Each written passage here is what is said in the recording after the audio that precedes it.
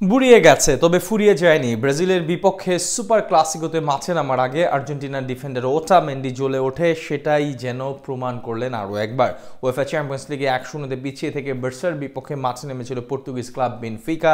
আর এমন চাপের ম্যাচের শুরুর 13 মিনিটে দুর্দান্ত এক গোল করে বেনফিকা সমর্থকদের স্বপ্ন দেখিয়েছিলেন মিস্টার জেনারেল। যদিও জয় নিয়ে আর ফেরা হয়নি, তবে ওটামেন্ডির এমন গোল আত্মবিশ্বাস যোগাবে আকাশে নীলদের।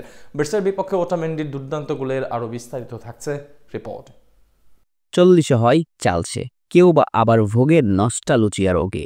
কিন্তু আর্জেন্টাইনরা কি এর ব্যতিক্রম? এসব রীতি রেওয়াজকে যথারীতি বৃদ্ধা আঙ্গুল দেখিয়ে বয়সকে তুড়ি মেরিয়ে আকাশে উড়ে চলছেন আর্জেন্টাইন ফুটবলের জেনারেল ওটামেন্দি। বয়স শুধু চলছে 40-এর ঘরে, যদিও পাক্কা 40-এ পা রাখতে বাকি আছে আরও 3 বসন্ত। তবে সমসাময়িক সতীর্থরা তো প্রায় সবাই ছেড়েছেন ইউরোপ, অনেকে আবার ফুটবলের পাটও চুকিয়ে কোচিং ক্যারিয়ারের দিকে মনোযোগী হয়েছেন। কিন্তু 37 বছর বয়সেও ওটামেন্দি চিরসবুজের অরণ্যে সতেজ তরতাজা।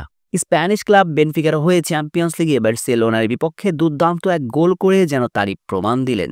এছাড়াও ব্রাজিলের বিপক্ষে সুপার ক্লাসিকোতে দেশের হয়ে মাঠে নামার ঠিক আগ মুহূর্তে এমন পারফরমেন্স করে স্পষ্ট বার্তাই দিয়ে রাখলেন, বুড়িয়ে গিয়েছেন তবে তিনি এখনো ফুরিয়ে যাননি। চিরপ্রতিদ্বন্দ্বীদের দুর্দান্ত আক্রমণ ভাগকে থামাতে তিনি একাই যথেষ্ট।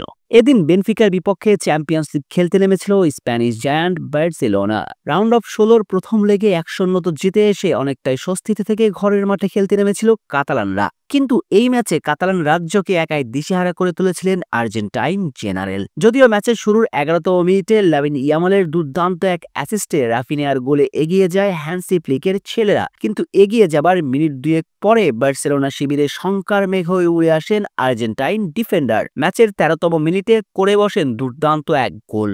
এই অভিজ্ঞর গোলের পর নিভু নিভু করে জ্বলতে থাকা বেনফিকা সমর্থকদের স্বপ্ন প্রদীপ শিখার ন্যায় জ্বলজ্বল করে জ্বলে ওঠে। যদিও লামিন ইয়ামাল নামের স্প্যানিশ বিস্ময় বালক বেনফিকা সমর্থকদের সেই প্রদীপ শিখাকে চোখের পলকেই নিভিয়ে দেন। ম্যাচের 27তম মিনিটে লিওনেল মেসির মতো দুর্দান্ত এক গোল করে স্বস্তি ফিরান কাতালান ডেরায়। এরপরই তাসের গুটির মতো ভেঙে পড়ে বেনফিকা। রাফিনিয়ার জোড়া গোলে শেষ পর্যন্ত 3-1 গোলের জয় নিয়েই মাঠ ছাড়ে বার্সা। তবে দল হারলেও অনবদ্য ছিলেন জেনারেল ওটামেন্দি।